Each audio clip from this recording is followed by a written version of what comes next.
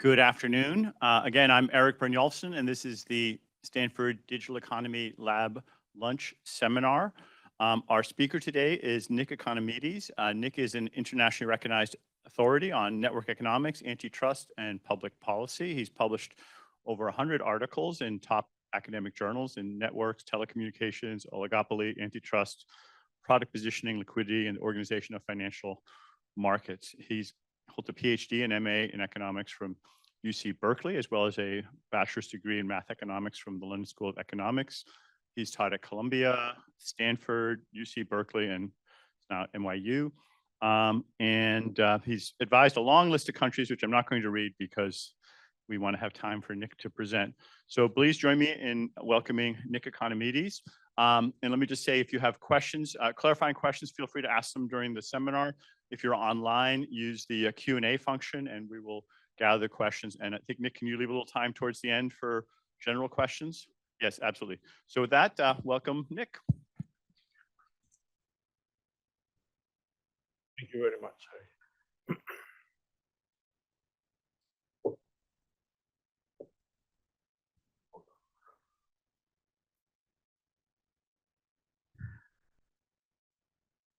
Okay, thank you for coming, and those of you who are online. It's really my pleasure to give this talk, and it's a subject that I'll approach mainly from an economics point of view. But you guys tell me if there are things you want to be explained more. So this is the issue of interoperability. So what is interoperability? It's ability of components, hardware, software, whatever, hardware to work together without the need of an adapter. And there are two types of interoperability we're going to be talking about. One is horizontal interoperability. So think of the same level of service of different setups.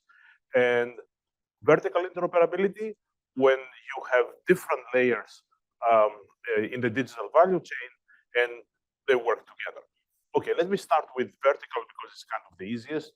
Think of an operating system and apps 1, 2, 3, and suppose app 1 is owned by the operating system. Okay, so let's say they're both Apple. Vertical interoperability means that the services shown by the black lines from OS 1 to app 2 and app 3 do not need an adapter. They work as well as app 1. So, and this issue of vertical interoperability featured prominently in the old case of the government against Microsoft and the present case of the government against Apple. Okay, let me go now to horizontal interoperability, which is the main topic of the talk. Suppose we start with interoperable systems, OS 1 with 3 apps and OS 2 with 2 apps. And now we want to allow for some horizontal interoperability. And I will call it partial because first I want to talk about OS 1 with applications 4 and 5 of OS 2, and that's partial horizontal interoperability. And then there's an additional partial horizontal interoperability of OS 2 connecting with app 1, app 2, app 3. And we can have one partial, the other partial, without them interfering with each other. Now, when you think of industries which have, by default, interoperability, two things come to mind, two industries come to mind. First of all, fax machines. I know it's a bit old-fashioned by now, but fax machines were set up by an engineering committee with common standards, and interoperability was guaranteed, irrespective of who provided the machines, of who made the machines. And then the internet-based telecommunications, again, by design, for example, email is interoperable. Okay, but many times we have had also regulatory setups. The most important one is voice telecommunications, which by regulation in 1934 had imposition of mandatory interconnection. And before 1934, the different phone companies were not interconnected with each other. Okay, that might be hard to imagine, but this is what was going on. Those like different instant messengers. Okay. So most of the time, the industries don't have horizontal interoperability. You might remember in the 80s, VHS versus Sony Beta in taping shows, operating systems, for the PC, many different types, Windows, Mac, Linux, OSs for phones, different types, different audio formats, many different audio formats, ebook competing formats, Kindle versus Nook, various instant messengers, voice assistants, and so on and so on. So if you look around, especially in the tech world, most of the stuff are not interoperable. Okay, so one of the reasons for that is that horizontal interoperability requires either consensus or regulation. So remember our plot that we had here. This was full interoperability. But the red company, OS1, can disable the blue lines, can make it difficult for OS2 to be compatible with apps that are set up for OS1. Yes?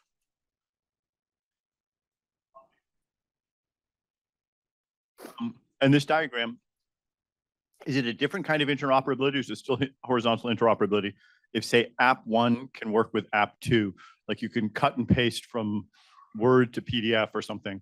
That's not even covered by that. This is interoperability just between the operating system and an app.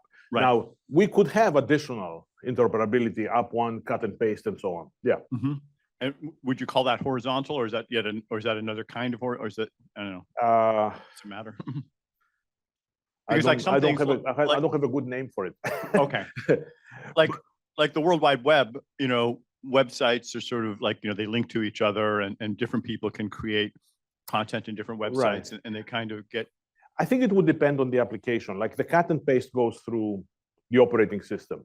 Cut and paste goes from app 1 to OS1 and then to app 2. So that's more like these lines a little bit. It's kind of like that, yeah. But then there's other kinds where you just. There might be other kinds. I mean, I'm not going to exclude it, yeah. Okay. All right, so, okay, so the purpose of this slide, the companies, one of the companies, let's say OS2, let's say OS2 is a smaller company and wants to have the network effects from app 1 up to an app 3 and tries to be interoperable with app 1 up to app 3. Firm 1, let's say the larger firm, can stop that, can make it difficult for the OS2 to reach the other apps. And I'll put this in parentheses because I'm going to come back to it. But think of it in the back of your minds that in the presence of network effects, large platforms have incentives to be incompatible, not to have interoperability, while small platforms have incentives to be compatible, to have interoperability. You will prove it in a few minutes. Okay. So let me go through very quickly about something about network effects. Now, I'm sure you know about network effects, so I'm going to go very quickly through this. So what's the basic idea of a network effect is that the user values more the connection to a larger network or platform. Examples, phones, instant messenger, fax, Facebook, and this diagram shows it kind of simply. If you have 2 phones, you have only 1 connection, 5 phones, 10 connections, 12 phones, 66 connections. So even if all these connections are not equally valuable, and if they're not, as you keep adding more, they become, the system becomes, the platform becomes more valuable. So I want to talk about 2 different distinct types of network effects. The same one, the first one, I call the same side or direct network effect, where a customer benefits when other customers connect to the same side of the platform. So suppose I have a platform, phone, fax, instant messenger. I have different customers, customer 1, customer 2, customer 3. And the existence of customer 2 benefits customer 1, and the existence of customer 1 benefits customer 2. So this green arrows show the network effects, and so on. I benefit most to be in the platform which contains people or entities I want to connect with. Okay, so this is the first idea, and this was kind of the original idea of network effects, which was done in the context of research within AT&T, the old AT&T before 1980.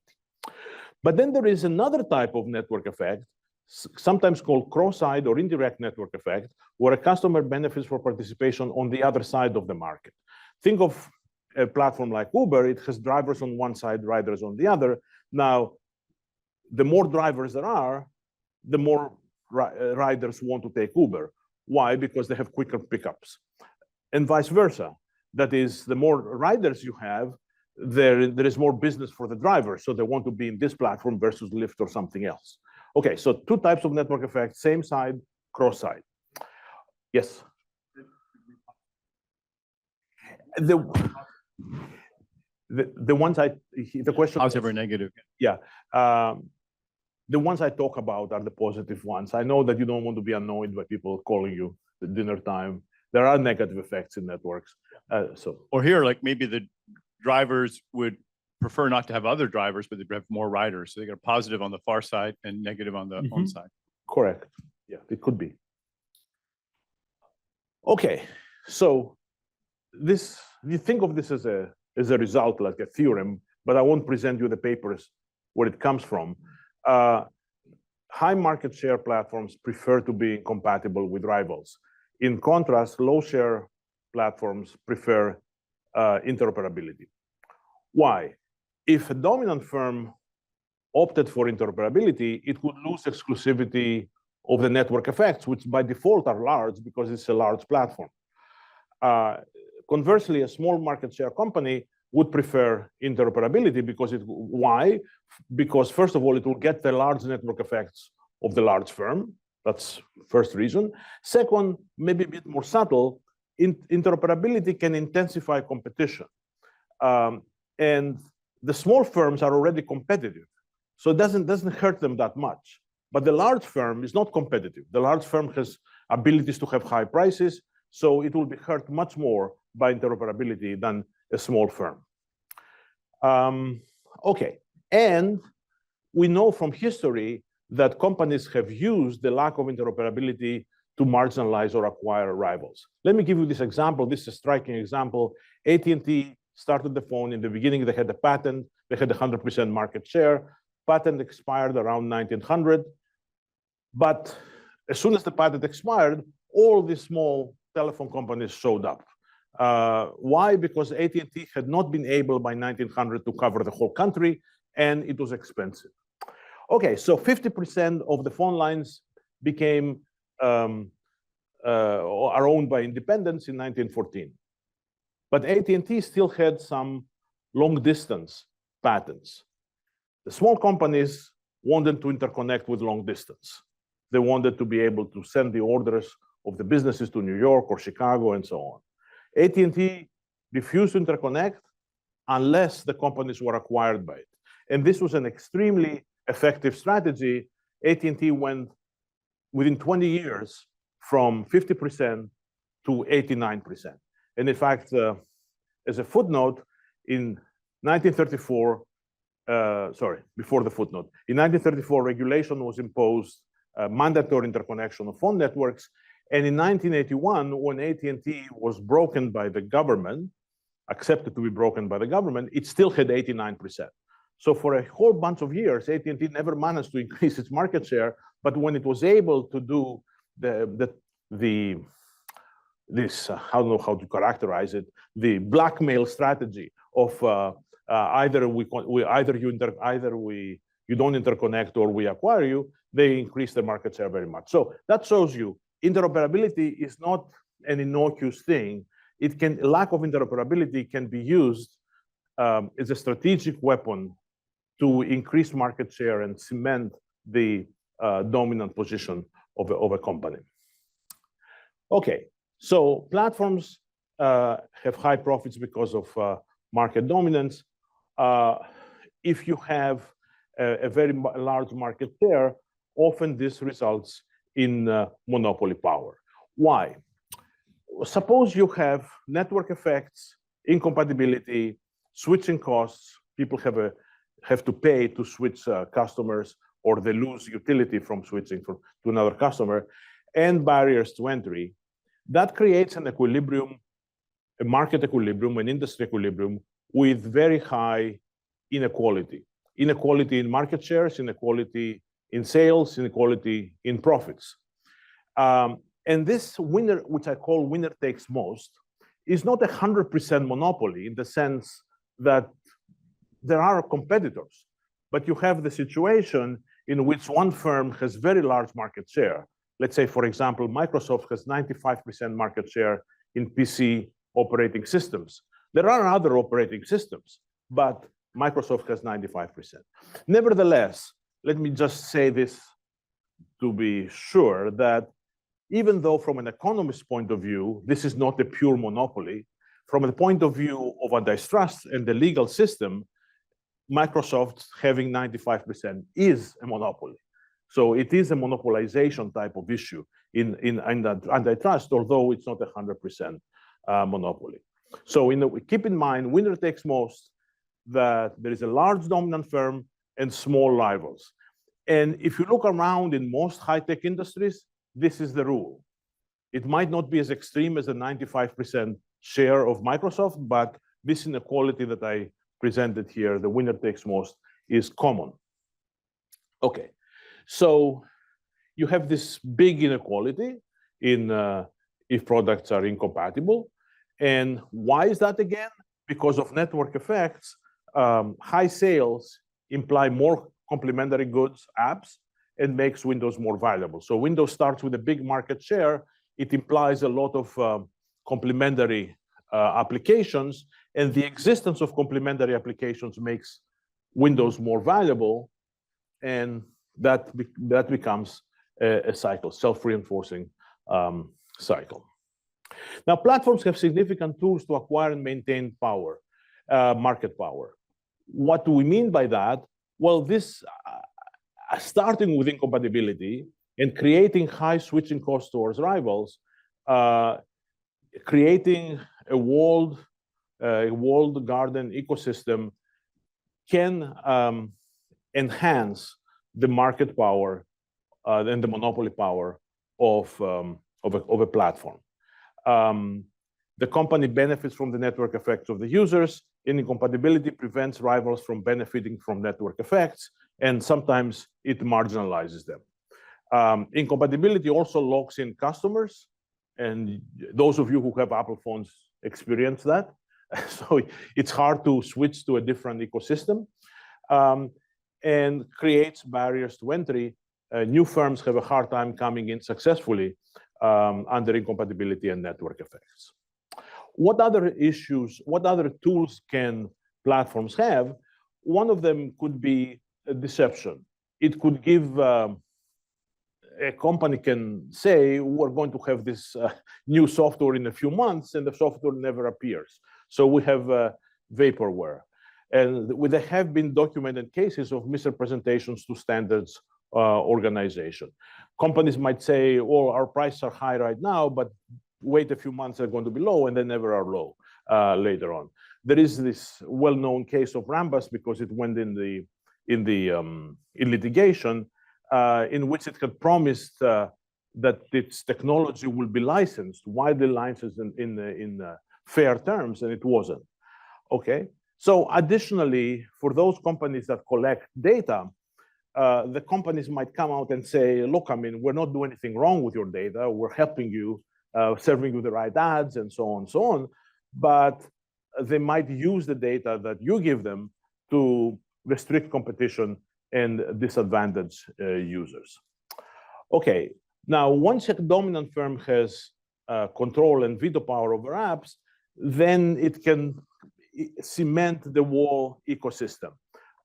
For example, it can degrade or kill apps that compete with its own apps. And if you want to see the examples, the recent lawsuit of the United States against Apple is full of those types of examples. Additionally, again,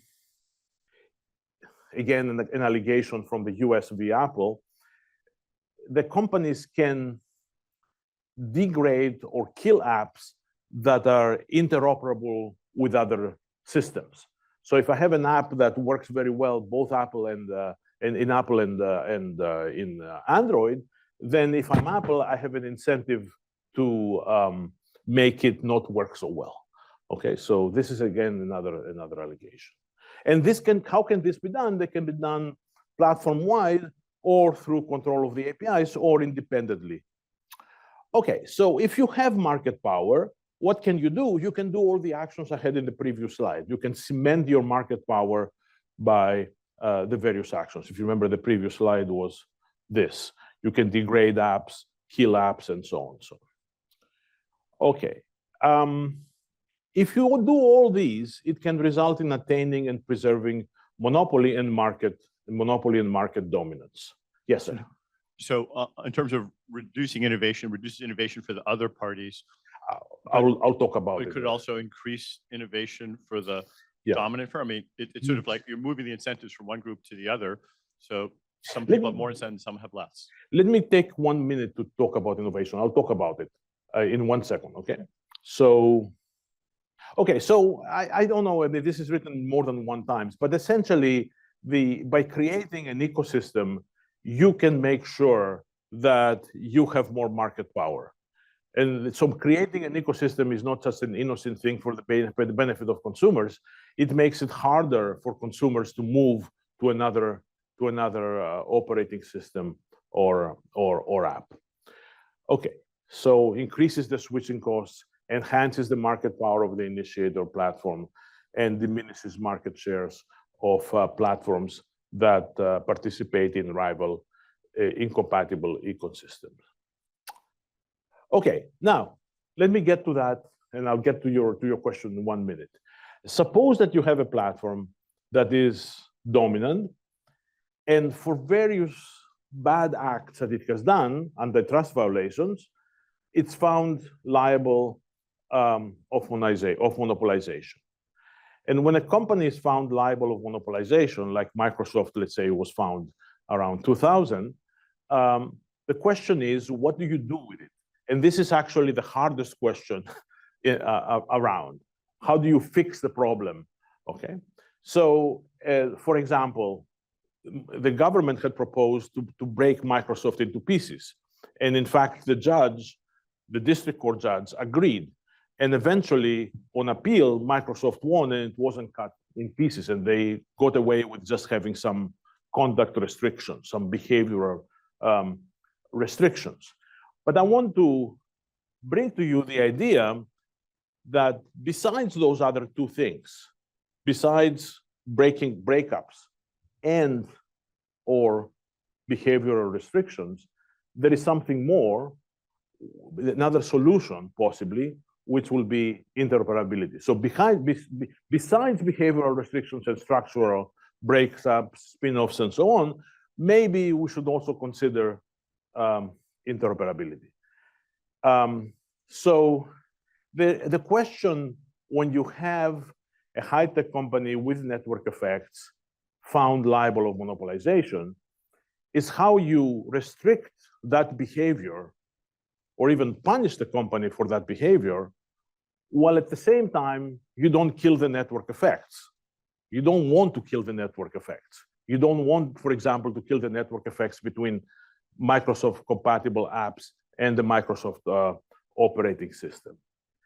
So how can you do that without reducing the value of network effects? And one possibility is to impose interoperability, because it fixes, it checks the both boxes above. So that is, it doesn't allow anymore the company, Microsoft, to use network effects as a strategic asset, and doesn't reduce the value of network effects to Microsoft, but increases it to everybody else. Okay?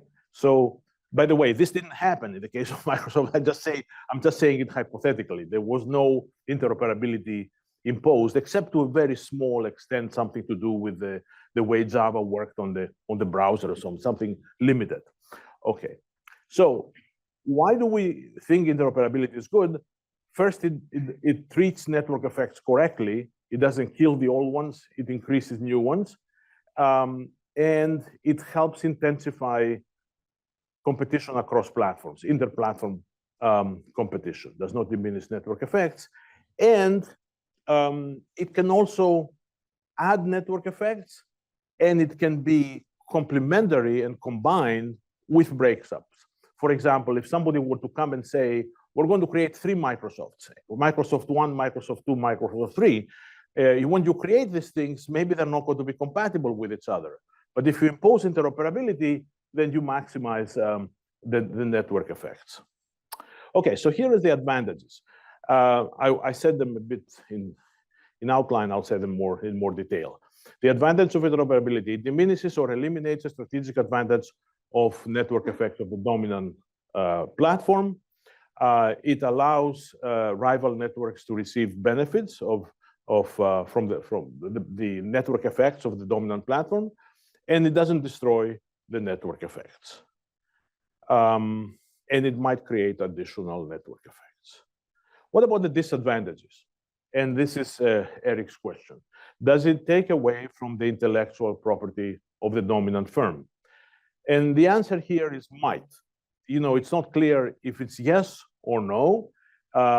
It's possible that the dominant firm might have to make intellectual property, such as patents, copyrights, trademarks, available to third parties. Does it diminish innovation? That was the second part of your question. I believe not, although that might be debatable by some people. Why? Because if you have interoperable systems, they provide a foundation upon which new innovations can be built, which wasn't the case before. Before, you have to do with Microsoft or the small firms that were the competitors. So here, if we had an interoperability environment, then you can have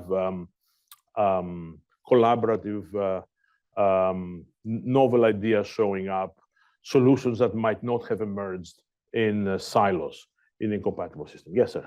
So, I mean, I think that's usually the case in the direction, but just for kind of completeness, I think that the dominant platforms would argue that they wanted to make investments and things, they wanted to reap the benefits of that. An example you gave earlier was AT&T had a patent.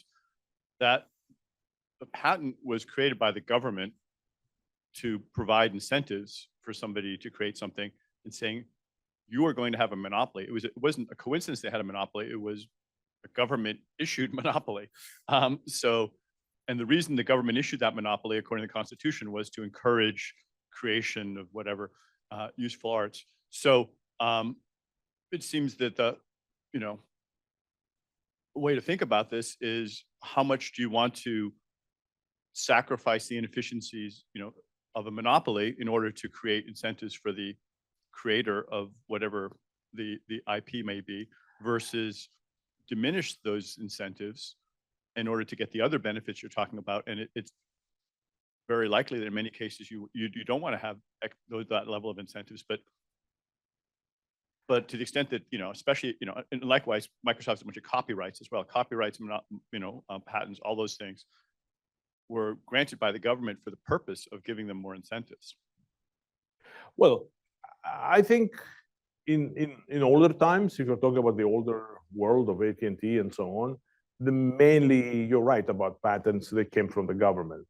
In the present world of monopoly, the examples I can think of are not typically created by patents or copyrights or intellectual property. They are created by whatever being first or being able to offer a new system and so on. That doesn't diminish what you're saying.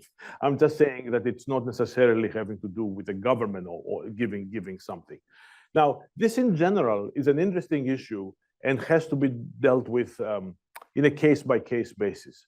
I mean, there is no general thing I can say here, but in many cases I can think of, I don't really see the lack of incentives to pursue intellectual property or unique designs and so on. I don't want to. Sure. So basically, you're moving around rewards from one group to another. You're saying the platform can have more rewards, or the others, entrants, maybe consumers, can have more rewards. In the general case, you may or may not want to have one, have the rewards accrue to one or the other group. I don't think you can say that it's always better to move the rewards in one way or the other. It depends on where the local, what kinds of innovations you want to encourage.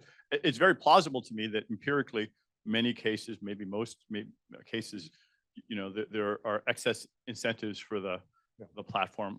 That's certainly possible. But if there was someone here from one of the platforms, they would probably say, "Hey, we want to reap the rewards of our, brilliant innovation."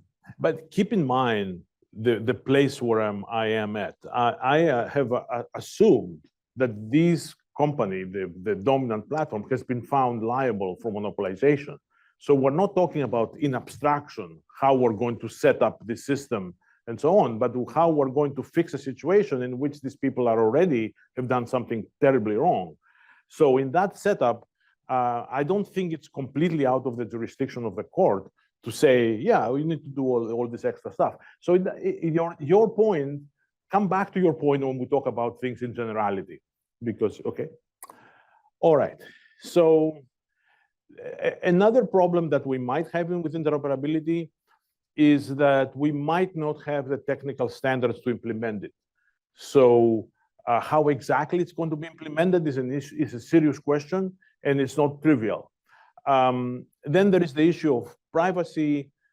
Consumers have privacy concerns. They care about their privacy. We want to make sure that whatever transition we make respects their privacy rights. So people, for example, are asked if their data is used. Okay, so do we need a special agency? That's the second question. And that's a hard question. It's a hard kind of, I would say, political question. Do we need a sector-specific agency? And if we have one, how can we make sure that it's not captured by the people it's supposed to regulate? Because we have the prime example of the Federal Communications Commission, which was captured by AT&T and did whatever AT&T wanted for 50 years. So that's a serious issue. Alternatively, if we don't have a regulatory agency, can a court find technical experts to facilitate setting up interoperability? The EU had a monitoring trustee.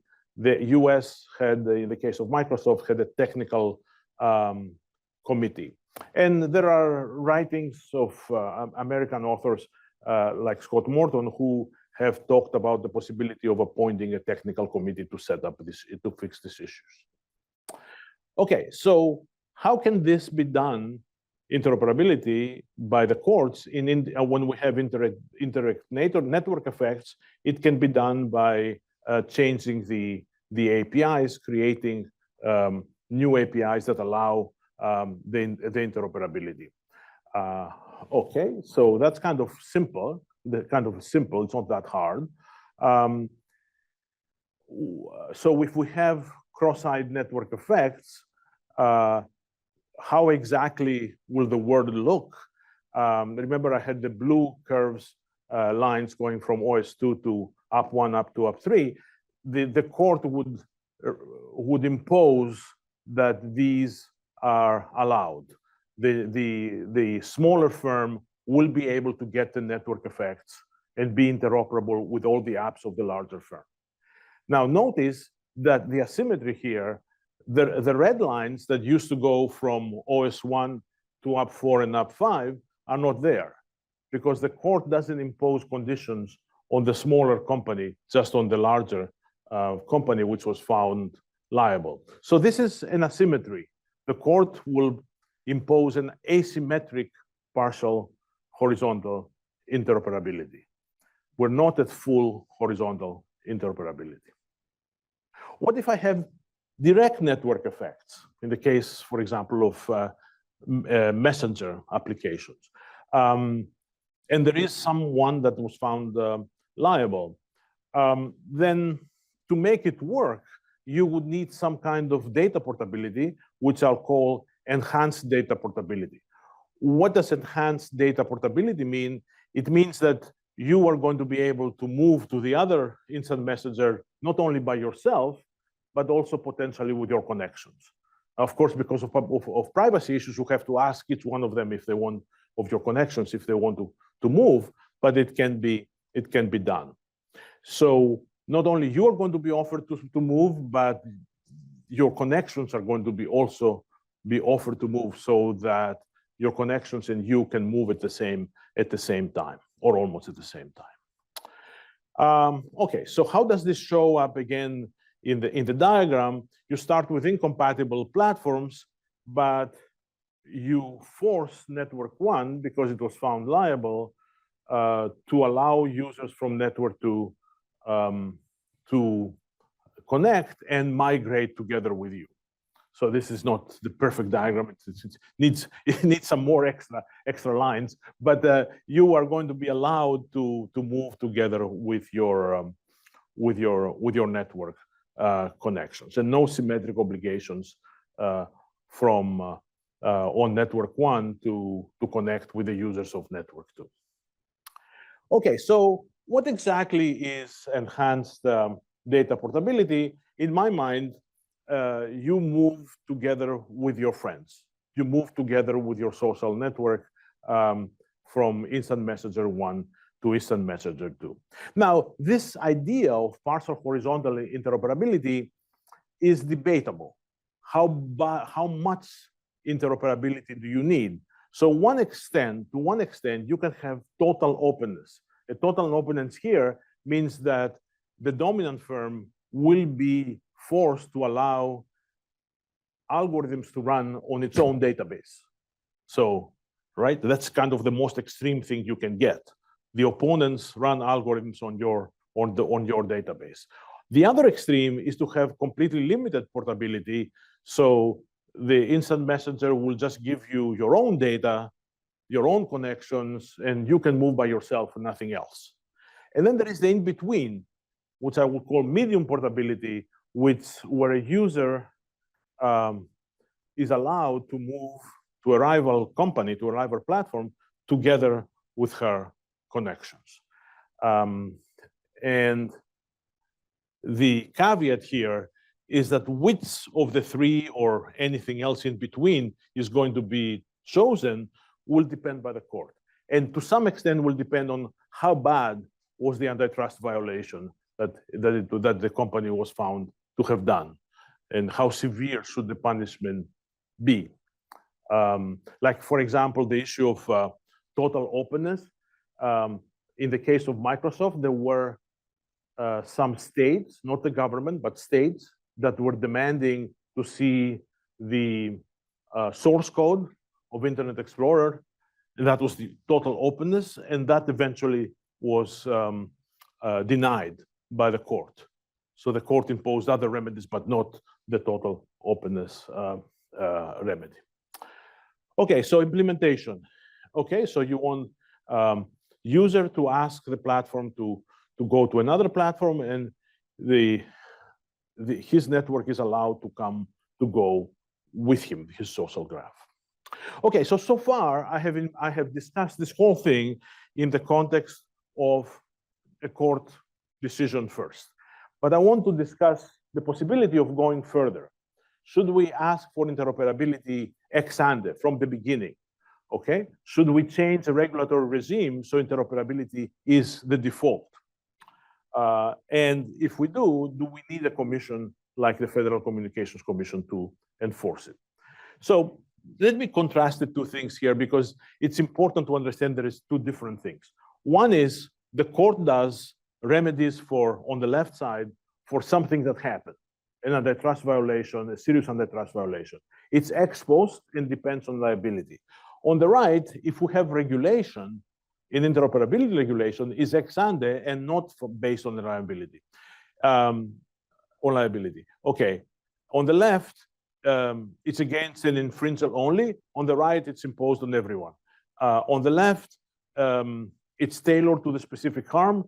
On the right, it's general. It doesn't have to do with harm. It doesn't have to do with specific harm. On the left, it's reactive. It's after a finding of something wrong, of liability. On the right, it's completely proactive. You define competition the way you define competition. So, and finally, on the left, the purpose is to restore competition, but on the right, the purpose is to foster competition. So some of the questions that Eric was asking were on the right side, when we are trying to design the right institutions. Okay, so let me give you an example. I have no example from the United States. This is an example from the European Union. I don't know if you know, but the European Union, a couple of years ago, has defined what it calls the Digital Markets Act, or DMA. And it applies only to large digital companies, digital market companies, with capitalization bigger than 75 billion, which it calls gatekeepers, and because they control some specific services, which the EU calls core platform services. In practice, it's hard to find companies that are more than 75 billion capitalization. So it's applied to less than a dozen companies, most of them Americans. The two exceptions of companies that are applied to that are not American are ByteDance and Booking.com. Booking.com is a Dutch company. Okay, so DMA imposes partial interoperability, and I should show you in a second. Here is an example of the suits that are right now pending in the European Union. As you can see, Google has 8 suits against it. If you add them up, 8 different suits. Amazon has 1. Meta has 6, and so on and so on. You can get an idea of what's going on. Okay, so I want to talk about, for a couple of minutes before I finish, on Article 7 of the DMA Act, which is a very, very specifically applied to text and messaging apps incompatibilities. So essentially, it says that we, the European Union, require that basic functionalities are compatible with third parties. So, and the obligation of messenger services to allow interoperability. And it even has a specific timeline. So here's the timeline: text by then, group chats by then, audio by then, and so on.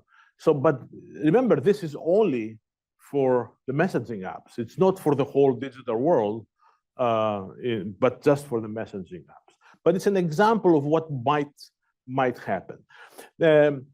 So from our point of view, the question is, should we go further than that?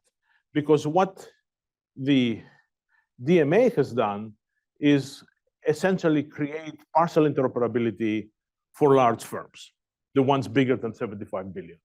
Okay, but should we go further and allow full horizontal interoperability, both the blue lines and the red lines?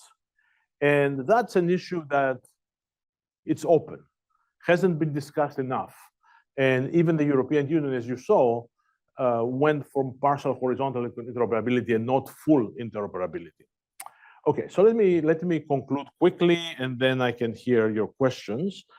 Okay, so first point was interoperability can intensify competition among digital platforms, increasing the benefit effects for all platforms, does not reduce network effects as breakups or spin-offs might. And even in the event of a breakup, additional interoperability can enhance network effects. A court may impose partial interoperability, and the EU has specific rules about partial interoperability in large companies, but only in communication services. Should we meaning the economists, the lawyers, you guys, think it's a good idea to impose full interoperability by regulation, as we have in voice telecommunications? And before you say yes, keep that also in mind, that this might require a regulatory commission, that this is not going to be so easy to do on its own. DOJ cannot do it. FTC does many other things. It's unlikely that it's going to be able to do it on top. So you would need something like the Federal Communications Commission, call it whatever you want, Federal Interoperability Commission, to actually work on that. So that's my talk for today, and I'm very happy to. I'm sorry, I'm a couple of minutes late, but I'll be very happy to hear your questions. Great. So questions, comments? Thank you. Stand here. Let me get you a microphone. One right there. Oh, very nice, and very relevant to the sort of things that we're doing. One thing is I would suggest is not think about this in terms of the American context, because communication goes everywhere, particularly trade and so forth. And for things like that, my sort of efforts have focused on like the IETF and things like that define basic standards. And the argument there is, yes, more competition, but also bigger market for everybody. And there's no international body to really do that other than the standards bodies. So that's one sort of, what do you think about that? Okay, no, I have a mic. I think your point is well taken, but you should keep in mind that there are here three types of interests: the interest of the large platforms, the interest of the small platforms, and the interest of consumers, which doesn't have to be people like you and me. It could be business as well as consumers. And all research from the 80s onwards has shown that the large platforms do not have the incentives to provide interoperability. I mean, if you count their profits, you know, without interoperability, and with interoperability, the profits are higher without interoperability.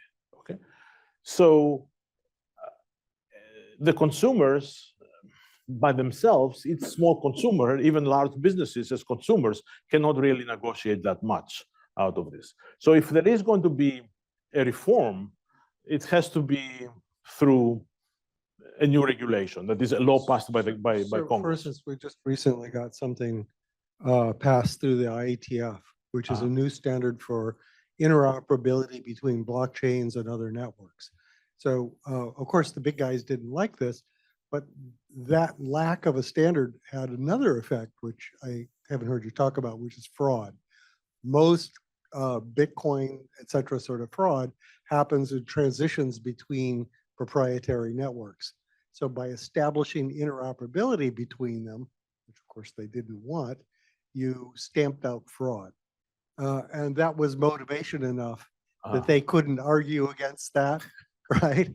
So there are other paths for doing it. And the security thing in general is a pretty big lever in these types of considerations, although people often don't talk about it.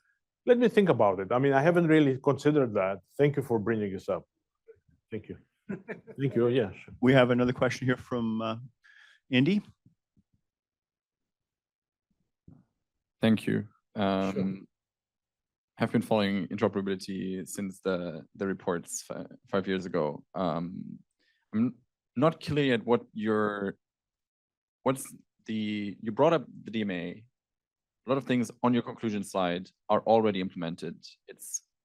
You have a DMA task force inside the European Commission. It's not a classical DG Comp structure. You have a much bigger team.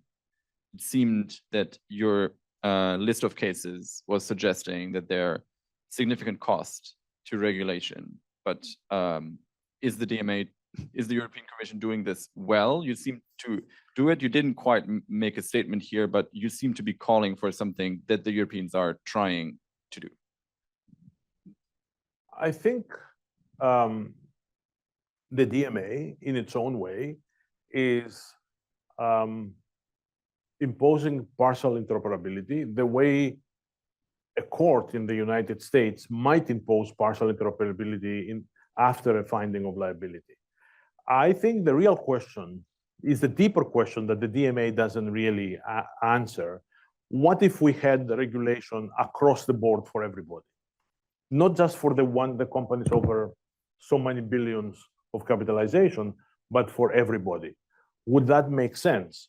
And because the way I see it, it's kind of peculiar in the European Union, because the companies have not been found liable for monopolization. At least if they were found in a court, the judge can say, we impose these remedies. Here, they haven't been found to do anything wrong. It's just that they happen to be really big. So anyway, so coming back, I think the more fair way would be to have a regulation that applies to all, the same way as voice telecommunications was applying to both AT&T, but also every little tiny bit of a phone company. So that's the real question. And I haven't given you a full answer, but it's kind of the question. Yeah. Which then also relies to all sorts of AI regulation that we're talking about, these types of thresholds that you seem to be arguing against. It's a broader question in technology regulation right now. Do we regulate the big guys versus do we regulate everyone? And there are costs to innovation, I would argue. I think generally speaking, without speaking about AI regulation, I would say that generally speaking, it's more fair to have regulations that apply to everybody and not just to large firms. Even if you believe that the real issues are going to be only with large firms, it would be much better to put it on, or to put on everybody, because firms start small and become large. At some point in time, Microsoft was a tiny firm. Yeah, yes. Put it on, yeah. Questions online. Here's one from Philip Lelyveld about partial interoperability, or a different kind of partial interoperability. He notes that when studios standardized on the interoperable master format for the distribution of movies and TV, the argument was to standardize the base level of interoperability so that the studios could innovate on top of the base level.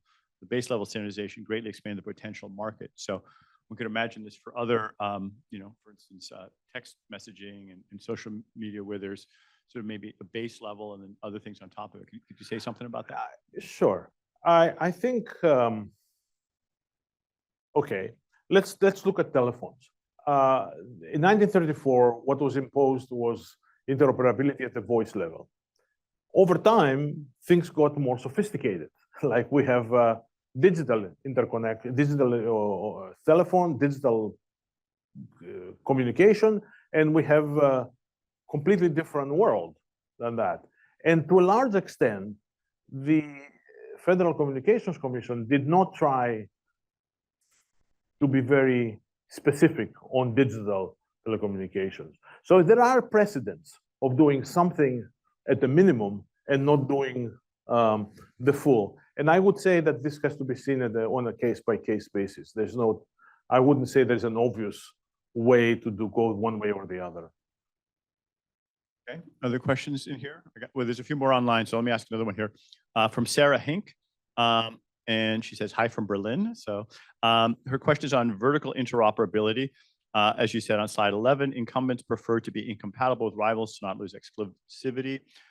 In this context, isn't it problematic if rules like the EU DMA or antitrust remedies sometimes impose vertical interoperability without ensuring horizontal interoperability? Could this reinforce the incumbent's position as more and more downstream players develop for the incumbent and not for rivals? I mean, that's a bit too complicated, hypothetical. Yeah, I mean, generally speaking, I think regulators try to deal with whatever they can. And sometimes it's vertical, sometimes it's horizontal interoperability. I think as academics, us can discuss everything. We don't have political debts. We don't have, people that we have to please. We can set up something that we think is best for consumers, and at the same time doesn't hurt, generally speaking, the companies. So, but is it possible that by increasing interoperability at one level, you actually entrench the incumbent?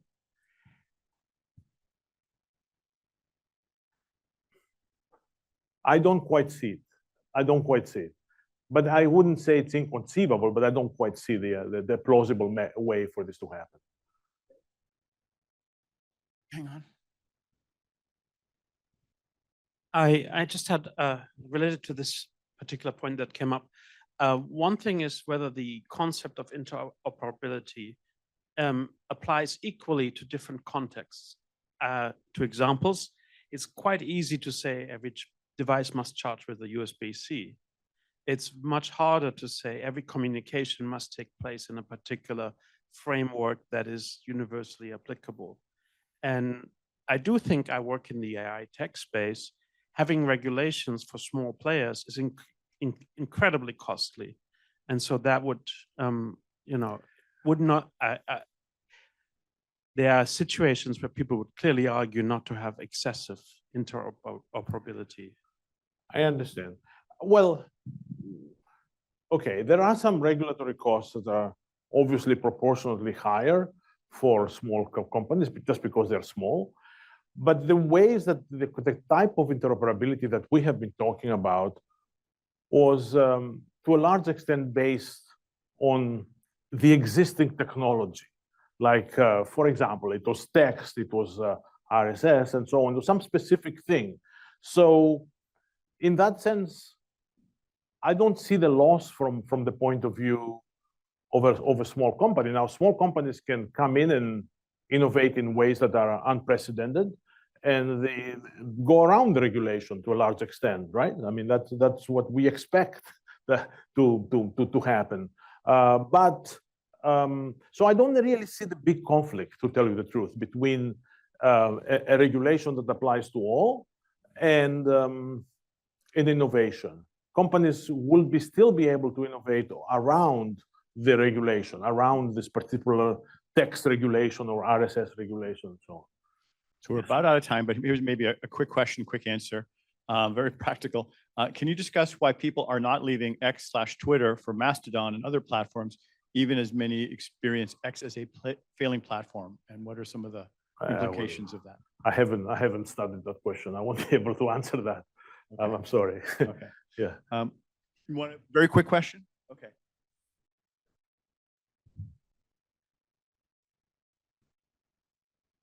So thank you so much for the presentation. I am wondering, how do you expect the effectiveness of this partial interoperability when people have default biases? So people have what? Default biases. Default biases. Yeah. So like in the EU, we have seen with Android choice screen that even if this was made possible to choose someone else rather than Google, people eventually chose Google as a search engine. So how do you think this can actually be different in certain cases? I think that's a good question. I think interoperability should be seen as a beginning rather than an end. So there is no guarantee that because various choices are going to be there, it's going to work. So in the particular case that you're talking about, after a decade plus of monopolization of Android, it's not so easy to go around the default. But I don't think that's kind of the fault of interoperability, in the sense that the interoperability opens the possibility for competition. And it's possible that the Regulatory Commission in Europe would need, or the European Commission might need, to do something different than what